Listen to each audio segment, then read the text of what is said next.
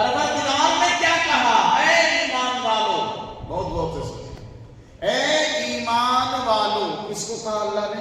مسلمان سے کہا، مومن سے کہا، ایمان والوں سے کہا، اے ایمان والو مدد طلب کرو نماز کے، یہ لفظ آپ لوگ بولو، نماز کے ذریعہ سے، نماز کے تو ذریعہ آپ لوگ بولو، نماز کے ذریعہ سے، صبر کے ذریعہ سے، تو صبر اور نماز کے ذریعہ سے مدد مانگنے کے لیے خدا نے کہا، پر کس سے مانگنا ہے یہ نہیں کہا۔ یہ کیا بات ہے؟ ذریعہ بتایا، کس سے مانگنا ہے اس آیت میں یہ نہیں ہے۔ یہ بات میں اس لیے سمجھا رہا ہوں کہ ہمارے کچھ چھوٹے مولانا لوگ ہیں یا پھر پڑھا اچھا ہے انہوں نے، پر جو پرکھوں سے چلا آ رہا ہے اختلاف اور فرقہ بندی، اس کو وہ ختم نہیں کرنا چاہتے ہیں، تو صحیح بات وہ سمجھاتے ہیں، بولتے دیکھو نماز کے بارے میں قرآن میں اللہ نے کیا کہا؟ اے ایمان والو مدد مانگو صبر سے، نماز سے۔ تو ایک مقرر ہے، ویڈیو آتی ہے ان کی یوٹیوب میں بہت زیادہ، ہاشمی میاں صاحب، وہ پورا جعفرانی کلر کا گیروا کلر کا پہنتا جبہ، پگڑی بھی ان کی ویسے ہی ہوتی ہے۔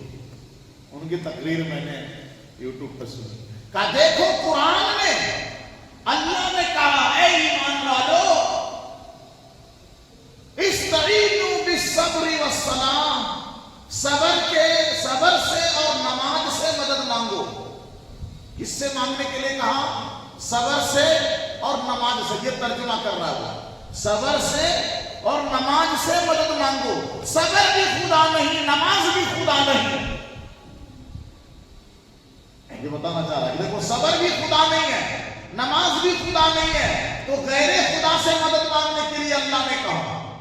جو خدا نہیں ہے اس سے مدد مانگنے کے لیے اللہ نے کہا۔ صبر بھی خدا نہیں ہے، نماز بھی خدا نہیں ہے، اب دونوں سے مدد مانگنے کے لیے اللہ نے کہا۔ تو پتا چلا کہ اللہ کے غیر سے، جو اللہ نہ ہو اس سے بھی مدد مانگ سکتے ہیں۔ کیسا بیوقوف بنایا، اور پبلک سامنے بیٹھ کے کہتے سبحان اللہ سبحان اللہ، خوب سمجھ میں آ گیا۔ ترجمہ غلط کیا، اور جب ترجمہ غلط ہو گیا تو تقریر دوسرے ٹریک پہ چلی گئی، دوسرے لائن میں لے کے چلے گئے۔ ترجمہ ہے اے ایمان والو، یا سے ترجمہ نہیں ہوگا، با کے معنی یہاں سے نہیں ہے۔ یا ایھا الذین آمنوا، آمنوا کو یاد رکھنا، یا ایھا الذین آمنوا، اے ایمان والو مدد مانگو، بالصبر، صبر کے ذریعہ سے، والصلاۃ، نماز کے ذریعہ سے، ذریعہ ہے یہ، با کا ترجمہ ہے ذریعہ، صبر کے ذریعہ سے، نماز کے ذریعہ سے مدد مانگو۔ کس سے مانگو نہیں بتایا، اس میں نہیں ہے، آگے کہتا ہے۔ یا تو آیت سب کو یاد ہے، یہ آیت اتنی پڑھی جاتی ہے، اتنی پڑھی جاتی ہے کہ تقریباً ہر مسلمان کو یہ یاد رہتی ہے یہ آیت۔ تو پھر میں پڑھتا ہوں، یا ایھا الذین آمنوا استعینوا بالصبر والصلاۃ، اے ایمان والو مدد مانگو نماز کے ذریعہ سے، صبر کے ذریعہ سے۔ کس سے مانگوں ادھر نہیں بیان کیا، آگے کہتا ان اللہ مع الصابرین، تو پتہ چل گیا اللہ کہتا ہے صبر کرنے والے کے ساتھ اللہ ہے۔ یہ نہیں کہا کہ صبر کرنے والے کے ساتھ صبر ہے، نماز والے کے ساتھ نماز ہے، ایسا کہا اللہ نے؟ نہیں کہا۔ کیا کہا؟ ان اللہ مع الصابرین، بے شک اللہ صبر کرنے والے کے ساتھ ہے، بے شک اللہ نماز پڑھنے والے کے ساتھ ہے، قرآن پڑھنے والے کے ساتھ ہے، نیکی کرنے، ان اللہ مع المحسنین، اللہ نیکی کرنے والوں کے ساتھ ہے۔ پتہ چلا کہ صبر کے ذریعے سے، ذریعہ صبر کا لینا، ذریعہ نماز کا لینا مدد خدا کر دے گا. نماز مدد نہیں کرتی، صبر مدد نہیں کرتا، مدد خدا کرتا ہے. یہ کام کرنے کے ہیں یہ کر لو، صبر کرنا ہے یہ کرو، مدد خدا کرے گا. نماز پڑھنی ہے کرو، مدد خدا کرے گا. تو ایک جواب تو یہاں خود آگے اللہ دیتا ہے، ان اللہ مع الصابرین، اللہ صبر کرنے والے کے ساتھ ہے. تو آیت کا صاف مطلب سمجھ میں آ گیا نا. اب ایک جواب اور سن لو کہ جب اللہ نے کہا کہ مدد مانگو نماز سے، صبر سے، کس سے مانگے؟ یہ نہیں کہا تو پیچھے کیا کہا؟ یا ایھا الذین آمنوا، اے ایمان والو. ایمان والا جب کہہ دیا تو وہیں سے پتا چل گیا کہ یہ اللہ کو ماننے والے سے کہا جا رہا ہے. وہی پتا چل گیا کہ یہ اللہ پر ایمان رکھنے والوں سے بات ہو رہی ہے. تو جب اللہ پر ایمان رکھنے والوں سے بات ہو رہی ہے تو صاف جواب ہے کہ مدد اللہ سے مانگنا ہے، ذریعہ صبر کو بناؤ. مدد اللہ سے مانگنا ہے، ذریعہ نماز کو بناؤ. بس سمجھ میں یہ ایک فارمولہ اللہ نے دیا ایمان والے بندے کو. تمہاری مصیبتیں ٹل جائیں گی، تمہاری تکلیفیں ختم ہو جائیں گی، تمہاری پریشانیاں ختم ہو جائیں گی، تمہارے حالات ٹھیک ہو جائیں گے، تمہاری بگڑی بن جائے گی، تمہاری بگڑی بن جائے گی. کہیں جانے کی ضرورت نہیں ہے، کہیں پریشان بھاگنے کی ضرورت نہیں ہے. یہ دو فارمولہ ہے، اللہ کہتا میں دے رہا ہوں. یہ دو فارمولہ اللہ کا بتایا ہے. یہ کسی بھی مولوی صاحب کا، کسی بھی مفتی صاحب کا، کسی بھی بابا جی کا بتایا ہوا فارمولہ نہیں ہے.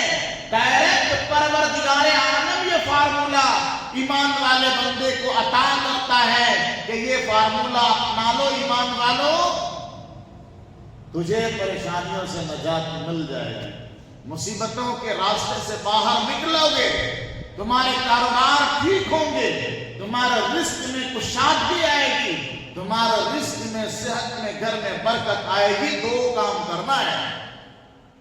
تو ترجمہ بھی صحیح سمجھ میں آیا کہ نہیں؟ تو جو ملا لوگ غلط بیانی کرتے ہیں یوٹیوب میں، اس کو بھی اب سمجھ لو گے نا. ترجمہ کیا ہوا؟ اے ایمان والو مدد مانگو صبر کے ذریعہ سے، نماز کے ذریعہ سے. کس سے مانگنا ہے؟ اللہ سے. اور جب صبر کرو گے نا اور نماز پڑھو گے تو صبر ایمان والا کرتا ہے، اللہ کو ماننے والا کرتا ہے. نماز کون پڑھتا ہے؟ اللہ کو ماننے والا پڑھتا ہے نا نماز. چادریں غیر مسلم بھی چڑھا دیتے ہیں، چادریں غیر مسلم بھی چڑھاتے ہیں. نماز غیر مسلم نہیں پڑھتا، نماز غیر مسلم نہیں پڑھتا. اور نماز منافق بھی صحیح سے نہیں پڑھتا. چادریں سب چڑھاتے ہیں. جس کو ذرا لگا کہ ہاں یہاں سے میرا ذرا کام ہو گیا تھا یا ہوا یا ہوگا، بہت ساری بھیڑ آ رہی ہے، سب لوگ چڑھا رہے ہیں، جا رہے ہیں، پھول پھینک رہے ہیں، جا رہے ہیں، ذرا ہم بھی جاتے ہیں چڑھا دیتے ہیں.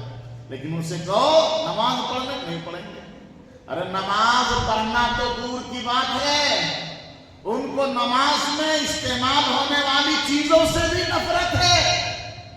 نماز میں ٹوپی استعمال ہوتی ہے، ان کو ٹوپی سے چڑ ہے.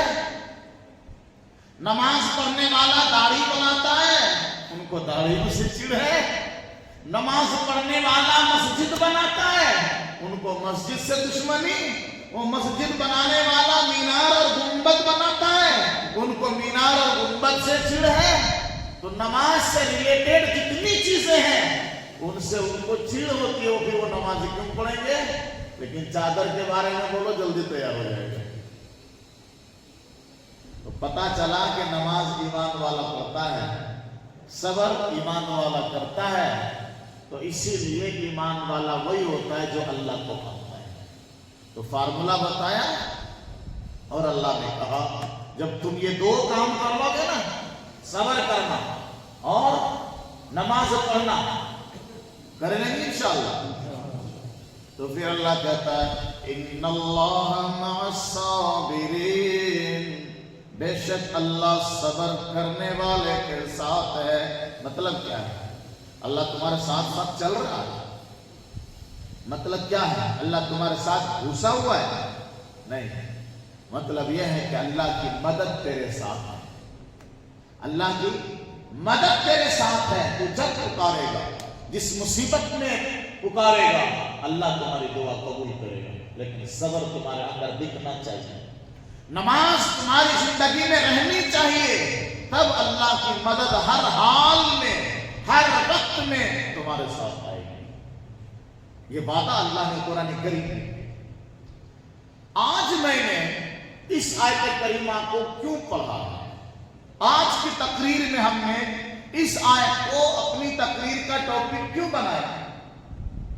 اس لیے بنایا میرے دوستو، میرے عزیزوں، میرے بھائیوں، کہ آج جو جمعہ ہے، اس کے بعد جو جمعہ آنے والی ہے، اس جمعہ میں شاید ہم اور آپ سبھی روزے سے رہیں گے، اور وہ ہم سب کا پہلا روزہ ہوگا غالباً، وہ تو چاند پر ڈیپینڈ کرتا ہے، لیکن جو کیلنڈر بتلا رہا ہے اس کے حساب سے جمعہ کو ہم سب روزہ میں رہیں گے، اور جمعہ سے ایک مہینے والا مہمان ہمارا پہنچ جائے گا۔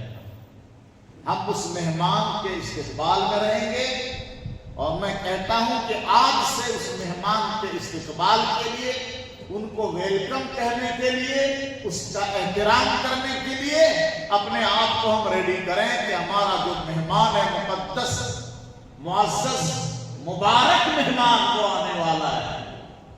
ہمارے اور آپ کے گھر میں جب اچھا گیسٹ کوئی آنے والا ہوتا ہے نا، اچھا کوئی بڑا مہمان آنے والا ہوتا ہے، ہماشما میں مولوی حضرات میں جب کوئی مہمان داماد آنے والا ہوتا ہے، گھر کی صفائی، کپڑوں کی صفائی، گھر کی پوتائی، پینٹ، ڈیزائننگ، چیزیں بدلنا، ہوا تو صوفہ بدل ڈالو، نہیں تو کور بدل ڈالو، سب کچھ ٹھیک ٹھاک۔ اور جس دن مہمان جس وقت آنے والا ہوتا ہے، اس سے پہلے گھر کی عورتیں اپنے کپڑے چینج کر لیتی ہیں۔ گھر میں سب گندا کپڑا پہنے ہوئی تھی، اور جیسے مہمان کے آنے کا ٹائم ہوا، فٹافٹ کپڑے چینج، نیا کپڑا پہن کے سب ریڈی، وہ مہمان آنے والا ہے۔ میرا دوستو، یہ ایک مہینے کا مبارک رمضان ہمارا سب سے مقدس مہمان ہے۔ اس کے لیے ہمیں اور آپ کو یہ تیاری کرنی ہے کہ وہ مہمان اب آنے ہی والا ہے، ہمارے گھر بھی گندے نہ ہوں، کپڑے بھی گندے نہ ہوں، چیزیں بھی گندی نہ ہوں، ہمارا جسم بھی گندا نہ ہو، اور ہمارا دل بھی گندا نہ ہو۔ ظاہری یعنی دکھنے والی گندگی سے، اور باطنی یعنی نہ دکھنے والی گندگی سے ہم اور آپ سب مسلمان پاک ہو جائیں، تاکہ جیسے ہی رمضان کا چاند ہو، رمضان کی برکتیں، رمضان کی رحمتیں، رمضان کی نورانیت سب ہمارے جسم پر، ہمارے گھروں پر، ہمارے بچوں پر، ہماری فیملی پر پڑنے لگ جائے۔ کریں گے انشاءاللہ۔ تو رمضان کی تیاری کا صرف یہ مطلب نہیں کہ ابھی جا کے اپنی بیویوں سے بولنا کہ کپڑے صاف کر لو، سب اگلے جمعہ رمضان آ رہا ہے، پینٹ وینٹ مارو، رمضان آ رہا ہے، نہیں صاحب۔ اس کا مطلب ہے کہ یہ جو دو فارمولہ بتایا ہے رمضان کے خاص اعمال ہیں، یہ اللہ نے جو دو فارمولہ بتایا ہے کہ آپ کی مصیبت اس سے ختم ہو گیا، ایمان والو، آپ کی پریشانیاں ختم ہوں گی، آپ کی بگڑی بنے گی، یہ دو فارمولہ ہے۔ یہ دو فارمولہ میں سے دونوں چیز رمضان کے اسپیشل اعمال میں شامل ہیں، دونوں چیز۔ پہلی چیز کیا ہے؟ رمضان میں کیا کام ہوتا ہے؟ پہلا کام روزہ، یہ فرض ہے، کتب علیکم الصیام، تمہارے اوپر روزہ فرض ہے، یہ پہلا کام ہے۔ اور روزہ وہی رکھتا ہے جس کے اندر صبر ہو، جو صبر نہیں ہے تو کئی کو روزہ رکھے گا؟ وہ آدمی تو بولے گا کہ صاحب روزہ وہ رکھے جس کے گھر میں کھانے پینے میں کچھ کمی ہے، ہمارے گھر میں اللہ نے سب، اللہ کا دیا ہوا سب کچھ ہے، اللہ کا دیا ہوا سب کچھ ہے، پر اللہ کا دیا ہوا دین نہیں ہے۔ اللہ کا دیا ہوا اس آدمی کے گھر میں سب کچھ ہے، پر اللہ کی دی ہوئی شریعت نہیں ہے، اللہ کا دیا ہوا حکم ان کے پاس نہیں ہے، اللہ کا دیا ہوا قانون اس کے پاس نہیں، صبر نہیں ہے۔ جب صبر نہیں ہے تو روزہ نہیں رکھے گا۔ تو صبر یہ پہلا کام ہے رمضان المبارک کا۔ کوئی تو بات ہے کہ کھانے کا ٹائم اور نہیں کھا رہے، بھوک لگی ہے نہیں کھا رہے، پیاس لگی ہے نہیں پی رہے، اور کسی چیز کی ضرورت نہیں کر پا رہے، اس لیے کہ حکم ہے رکنا ہے تو رکے ہوئے ہیں۔ اسی کو صبر بولتے ہیں، رک جانا ہے، اپنی مرضی سے کچھ نہیں کرنا، صبر کرنا پڑتا ہے۔ یہ پہلا کام ہے۔ اب صبر کی تفصیل بتاؤں گا کبھی، اب وہ ٹائم نہیں ہے، لیکن یہ پہلا کام رمضان مبارک کا صبر، اور دوسرا کام رمضان مبارک کا ہے نماز۔ اس کا کیا مطلب؟ صرف رمضان میں نماز پڑھنی ہے، ویسا ہی کرتے ہیں، یہ ایک الگ بات ہے کہ جو لوگ آتے ہیں رمضان میں اور رمضان میں ہی پڑھتے ہیں، الگ بات ہے، لیکن نماز صرف رمضان کے لیے نہیں ہے۔ پھر میں کیوں کہہ رہا ہوں کہ نماز رمضان کا اسپیشل عمل ہے؟ یہ اس لیے کہہ رہا ہوں کہ 5 وقت کی نمازیں جو سب دن فرض ہے، اس کے علاوہ کچھ نمازیں ہیں جو صرف ہم رمضان میں پڑھتے ہیں۔ آج کسی نے تراویح پڑھی رات میں؟ پڑھی تھی؟ نہیں، لیکن رمضان میں پڑھنی ہے، انشاءاللہ بول رہے ہیں، پڑھنی کہ نہیں پڑھنی؟ تو یہ جو اسپیشل نماز ہے رمضان کا ایک حصہ ہے۔ اسی طرح پورے سال ہمیں اور آپ کو تہجد کی توفیق نہیں ہوتی، لیکن رمضان کی رحمتیں ہمارے دل کو نرم کر دیتی ہیں، اور رمضان میں ہم تہجد پڑھنے لگ جاتے ہیں۔ پورے سال کبھی نفلیں نہیں پڑھتے ہیں، لیکن رمضان میں ہم راتوں کو اٹھ کر نفلیں پڑھتے ہیں۔ وہ ایک شوق ہوتا ہے، ایک جذبہ ہوتا ہے، ایک ماحول بن جاتا ہے۔ تو نماز ایک خاص حصہ ہے رمضان کے عمل کا۔ یہ دونوں چیز رمضان کے عمل کا حصہ ہے، اور دونوں چیز پاورفل فارمولا ہے اللہ کا بتایا ہوا، ہماری تکلیفیں دور کرنے کے لیے، ہماری پریشانیاں دور کرنے کے لیے کریں گے انشاءاللہ۔ آج سے اس چیز کی پابندی ہو۔ آخر میں ایک چیز آپ کو بتاتا ہوں کہ یہ جو ہمارے معمولات ہمارے سامنے آنے والے رمضان کے، روزہ رکھنا، تراویح پڑھنا، ذرا کٹھن ہے، پریشان کرنے والی چیز ہے، تکلیف والی چیز ہے، دل و دماغ پر، جسم پر ذرا بوجھ پڑتا ہے۔ تو کٹھنائیاں جو ہے نا، کبھی کوئی تکلیف ایسی ہوتی ہے اس میں لذت آتی ہے، مزہ آتا ہے۔ آپ اور ہم سبھی لوگ نہیں، لیکن زیادہ تر لوگ ایسے ہوتے ہیں، ان کو کچھ ناشتہ دو، گونڈا وونڈا وغیرہ، بہار کے آلو کے سموسے وغیرہ دو، اور ساتھ میں ہری مرچی نہ دے دو تو دکان والے سے مانگ کر لے لیتے ہیں، مرچی لاؤ جی۔ تو وہ جو مرچی ہے نا، تیکھی ہے نا میٹھی ہے؟ میٹھی ہے کہ تیکھی ہے؟ تیکھی ہے نا، میٹھی تو نہیں ہے، لیکن سموسا خود تیکھا ہے، انڈا بھونڈا خود نمکین ہے، اس کے ساتھ یہ مرچی مارتے ہیں۔ ہمارے یہاں بہار، جھارکھنڈ، بنگال میں اکثر ہوتا ہے، مکئی، گیہوں، چنا، مسور، یہ سب کا آٹا پسوا لیتے ہیں بھون کر کے، سمجھ رہے ہیں؟ اس کو ستو بولتے ہیں۔ کیا بولتے ہیں؟ تو غریب کسان بلکہ امیر لوگ بھی شوق سے ستو کھاتے ہیں۔ اس میں مرچی جو ہے نا، وہ بہت مین چیز ہوتی ہے۔ وہ مرچی کھاتے جاؤ، ستو ڈالتے جاؤ، مزہ آتا ہے تیکھی لیکن مزہ ہے۔ ایسے ہی رمضان کے اعمال میں تھوڑا تیکھاپن لگتا ہے، 11:30 بج جاتے ہیں، 11 بج جاتے ہیں تراویح میں، اور پھر پورے دن بھوکا رہنا ہے، تھوڑا سا لگتا ہے بوجھ۔ لیکن عاشقوں کے لیے، وہ لوگ جو اللہ کے رسول کے عاشق ہیں، اس کڑواہٹ میں، اس تکلیف میں کو مزہ آتا ہے۔